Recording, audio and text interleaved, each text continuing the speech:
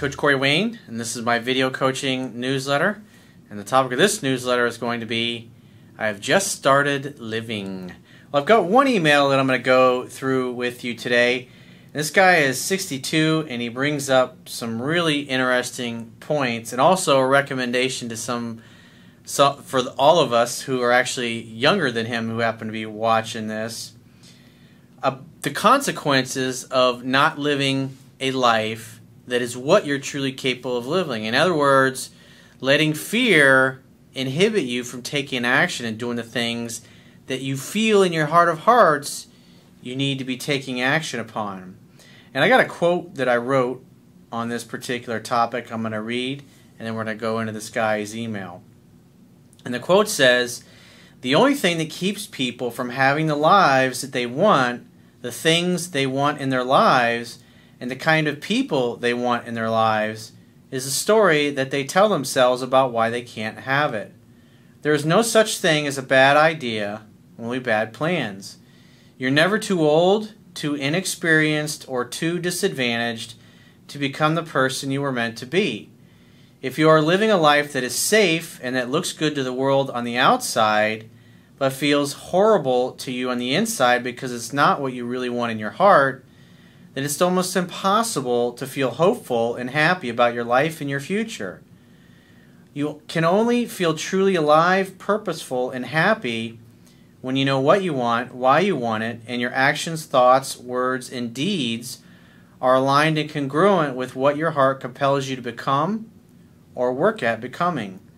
Without an emotionally compelling vision, mission, and purpose that you have a burning desire to create for your life, and taking the actions necessary to make it a reality, you're just another heartless, unfulfilled zombie on your way to an early grave."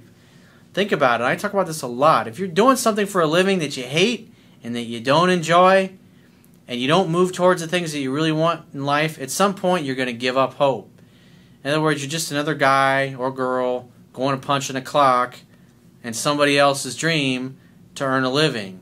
In other words, you're doing enough just to stay alive, but you're not really enjoying your life. And that can be really disheartening and disconcerting. I had a client that I talked to earlier today. He's 30, and he's a musician. And when he was 20, he got on a plane, taken off somewhere, and he was really passionately into his music, and some people knew him in his community.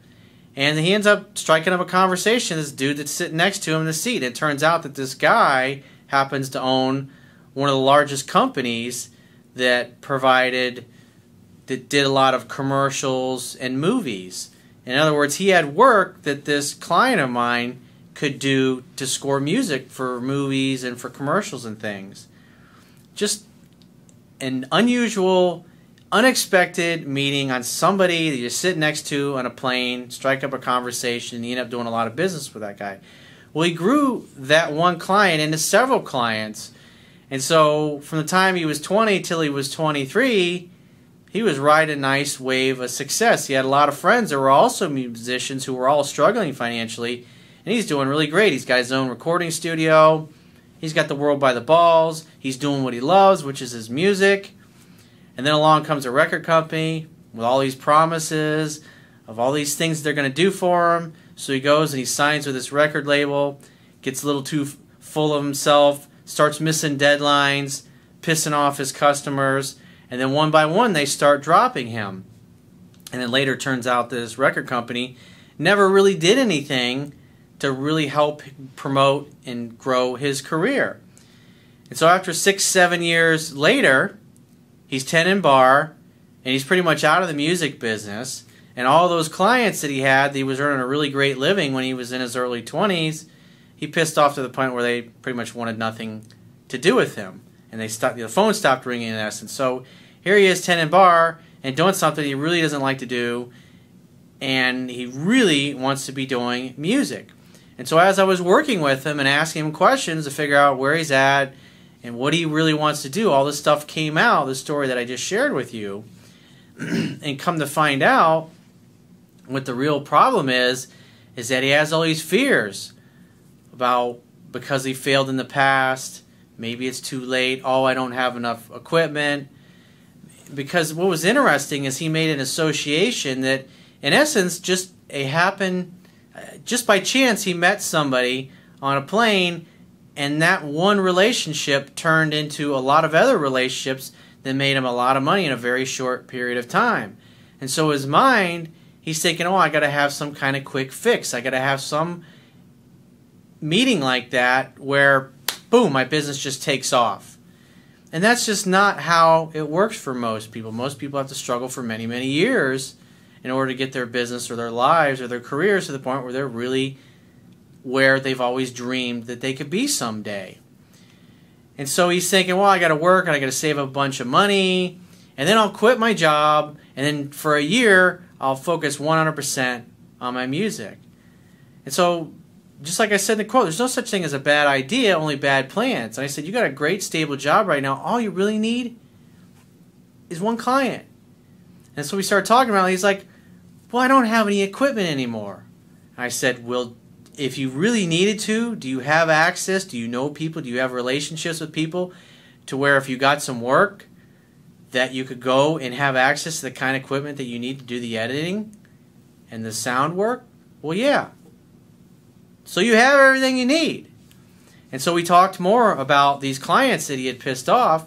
And I said, what you really should do is make sure you get your hair cut, groom nicely, clean shaven, put on your best suit on, and go all those 5, 6 clients that you had that stopped returning your phone calls eventually that you pissed off 6, 7 years ago.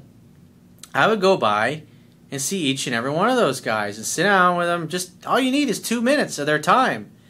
And just say, hey, you know, I just want to come by and tell you how much I appreciate all the work that I've gotten from you guys in the past. And I want to apologize. I want to apologize for letting you down. I want to apologize for the fact that I was unreliable and I didn't come through for you. And I just want to say I'm sorry because I got a record contract and I was young, I was dumb, didn't know any better, totally full of myself. And I ended up blowing off my clients and not doing a good job for them and making myself look bad and obviously making you look bad to your clients and people that were depending upon you, and that wasn't a good thing. It wasn't the honorable thing to do. And later on, I learned that this record company just blew a bunch of sunshine up my ass, and they didn't follow through and do the things that they said they were going to do. And I would really love an opportunity to do some work again in the future. I'd even do the next job for free, just so you can see that I can still do a great job and I still do great music. If you need something done in 2 weeks, I'll do it in a week.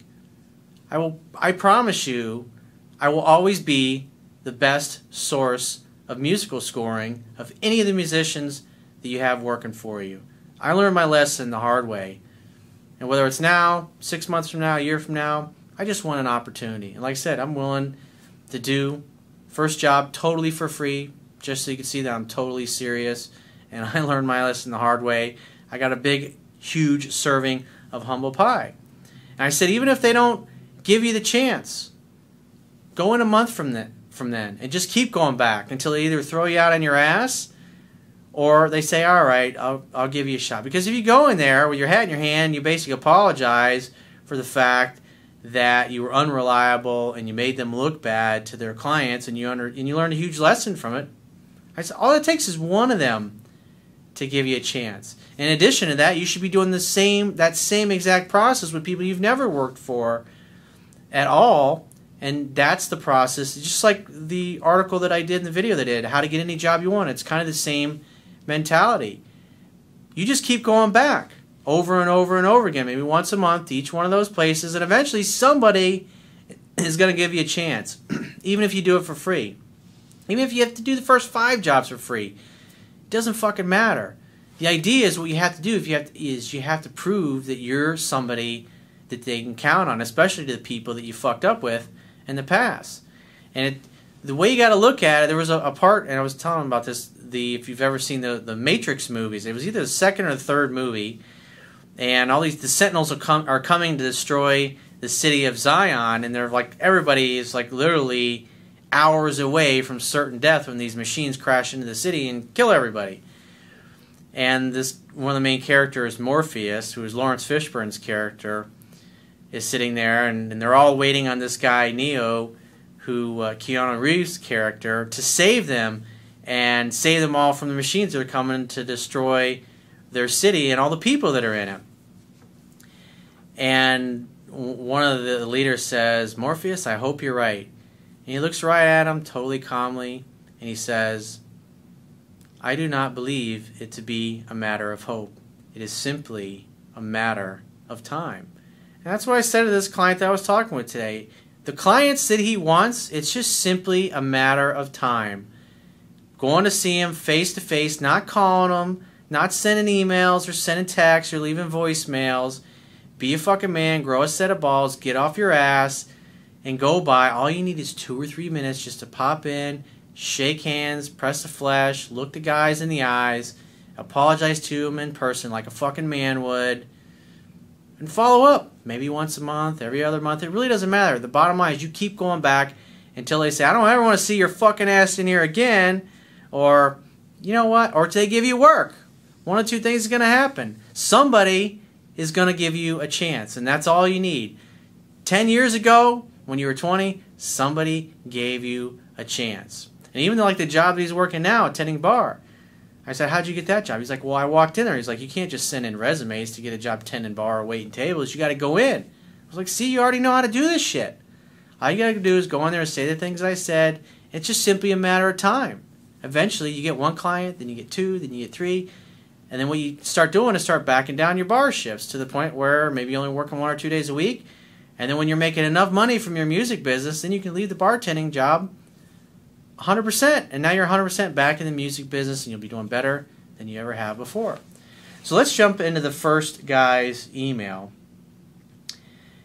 And this is a good example of just like what I was talking about. This guy that I talked with today was 30.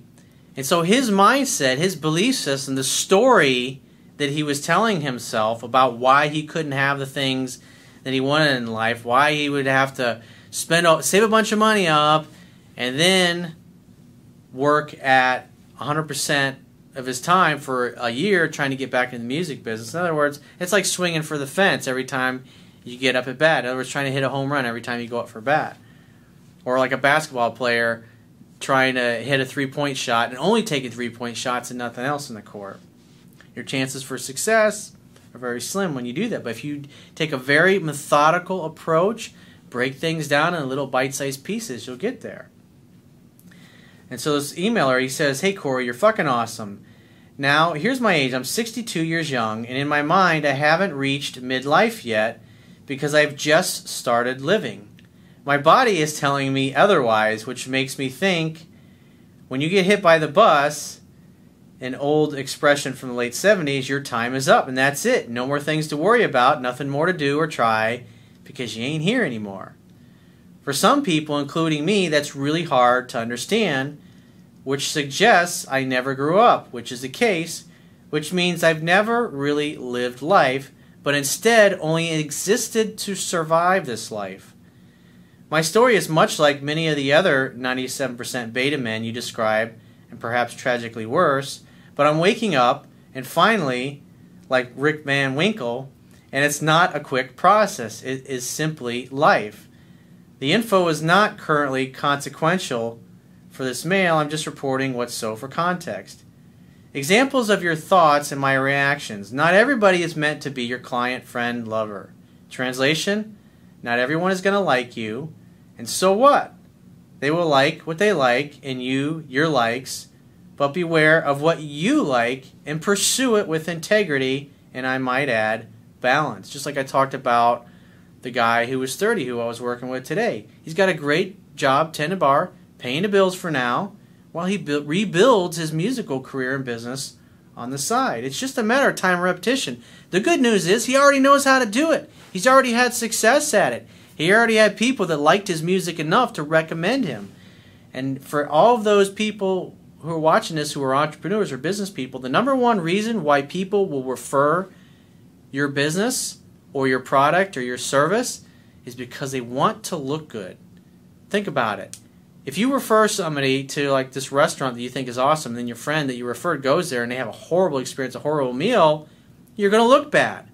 And so therefore, the only way you're going to recommend businesses, products, services that you believe in is if they're going to make you look good. So think about that. Always under-promise and over-deliver with your customers. That's why I focus so much just strictly on adding value. That's why I don't have to sell what I do. I teach what I know, and people apply it and they see that it works for themselves. That sells itself. He says this has to do with self-confidence and self-esteem, which for some is hammered out or simply redirected to the negative for control. Here's another quote that he wrote down. He says, they love it and they have a passion for it. I spent years, yes years, but really decades avoiding my passions because of fear of non-acceptance, not being good enough, not seeing the point of competing or striving for anything, but instead doing the right thing. Remember what I talked about in the quote about what looks good to the world on the outside, what's acceptable to society, but it feels like shit on the inside? But instead doing the right thing for acceptance by other people and family, fitting in but not living, and therefore lying about who I am. In my mind, at least, my passions did not fit into my mental interpretation of the expectations of my family and friends. Yes, I sought approval and validation from outside myself, and as a result have never really experienced happiness, love, joy, intimacy, nor have I picked the right partners, lovers for me, i.e., people who like the same things are attracted to one another. Actually, what I had said is that people who like the same things tend to like each other. He says, I have been subclinically depressed for most of my life and clinically depressed a couple of times. Well, it's like what I talked about in the quote. If you're not living a life that's congruent with what's in your heart, it's pretty hard to be happy about yourself. It's like the client I was talking about earlier, the 30-year-old. One of the things he was thinking, well, maybe I'll go and I'll become a lawyer. I can make really good money being a lawyer. I said, well, how emotionally compelling on a scale of 1 to 10 is being a lawyer to you? About 1.5. How emotionally compelling is being a musician and doing what you were doing before? Oh, it's fucking off the charts. What do you think you're going to work harder at? Well, being a musician. Why would you want to go to school and incur all that expense to do something that's a 1.5 on a scale of 1 to 10? All you need to do is get off your fucking ass and go talk to people and keep talking to people until somebody gives you a chance. Repetition is the mother of skill. Excellence is not a singular act, it's a habit. You are what you do repeatedly. The great Aristotle said that thousands of years ago. He says, I'm writing to warn your watchers and listeners, don't do what I have done, which is to fear who you are and who you were meant to be. I think Joseph Campbell said, follow your bliss. The actual quote is, follow your bliss and the universe will open doors for you where before there were only walls. Like this client who was in his 30s I was talking about, he was following his bliss when he was 20 years old. He was doing music, he was doing what he loved, and what happened? He runs into some dude randomly on a fucking airplane, and he gets a lot of business from this guy, and his business took off from there. That's how the universe works. Go do what you fucking love, and don't ever fucking settle. It will rob you of your life force and your life energy. He says it's really hard when you keep denying your bliss, or even might be a valid way of seeing the world, or denying that your bliss might be a valid way of being happy. I like the way you, Corey, keep expressing the fact that when our time is up, it's up.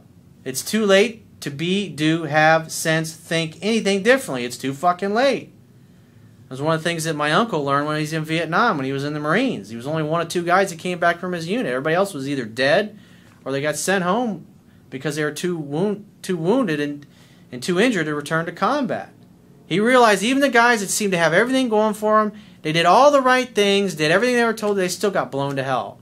He realized when your time's up, it's fucking up, man. Everybody's got a path. And you have a choice of how you're going to live. You choose right now, every day, what your actions are going to be. He says, it seems late for me, but as a friend, I hope still considers me a friend, not an imaginary husband of mine once said, it's never too late to have a happy childhood.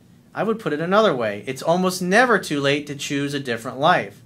There always is another way of looking at the world, or on a larger scale, looking at the universe. Remember, this guy's 62 years old. It's never too fucking late. He says, continually you touch some part of my mind, soul, perceptions, thought patterns, impressions. It's not until we wake up, presuming we do wake up, that we have a chance to pursue our bliss. Every day, every moment. It's still great to be on this side of the grass. It's like as the old saying goes, every day above ground is a great fucking day. Corey, keep doing what you do because you do it really well and it has value as attested to by men and women who write to you. My lame excuse for not contributing to I'm unemployed and have been for 2 years. When you get tired of it, if you do, move on to the next adventure. Thanks for being you and doing what you do, telling the truth with wisdom and humor. It makes a difference. That's awesome, man. Thanks for sharing that email. For some of I know lots of you who are watching that video, it's probably making you feel uncomfortable. You're just thinking, damn, that guy's 62 years old and he's fucking waking up. If a guy at 62 years old can wake up and say, you know what, I need to fucking do something with my life. I need to change. In other words, when you get to the point where you are absolutely fed up with the way you've been living and showing up, when you get to the point where you're like, I have had enough of this fucking bullshit, I'm not going to live another day in my life like this, that's when you're ready to move in a new direction. Why not decide right now, right here, when you finish watching this video? It's like what Tony Robbins says, never leave the site of setting a goal without taking some kind of action towards its attainment. That's definitely something to think about. So if you'd like to get my help personally, the quickest way is to book a paid phone, Skype, or email coaching session. You can choose any of those options by going to my website, clicking the products tab at the top of your screen, and just following the instructions. And I will talk to you soon.